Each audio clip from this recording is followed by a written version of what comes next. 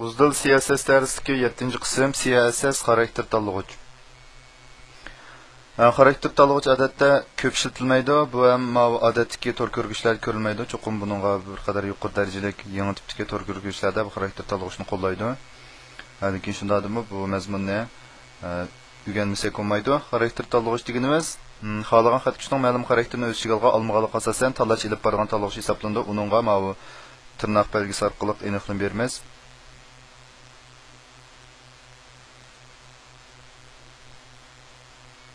Mana qaraydigan bo'lsak, HTML kodida, masalan, bu p abzasda, bu bir abzas, bu bir mazmun, bu yangi mazmun deb bu 3 dona abzas xatkuch orasiga qiymat yozilgan. Ikkinchi abzasninki bu xarakterda title ga bu qiymat yuklanmagan, lekin shu title xarakteri bor. Uchinchisiga title ga uzdil deb qiymat yuklangan. Buning ikkisiniki title qiymati bor.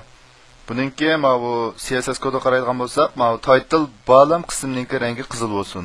Endi title qiymati uzdil bo'lgan xarakter menda qiymatni olgan qism bo'lsa, buningki bu qiri 5 piksel bo'lsin, rangi uningki kumush rang bo'lsin degan qiymat. Tor ko'rgich ko'rgan bo'lsak, oyi tor ko'rgich ko'rsak, buni to'nimida hozir hech qanday qiymat chiqarib bermadi. Endi xromliq tor ko'rgich ko'rsak, mana bu bir mazmun degan qismi, anki bu bir mazmun degan qismi ikkinchi mazmun, bu qizil rangda, uchinchi mazmunga bu qir qo'shilgan holatdagi.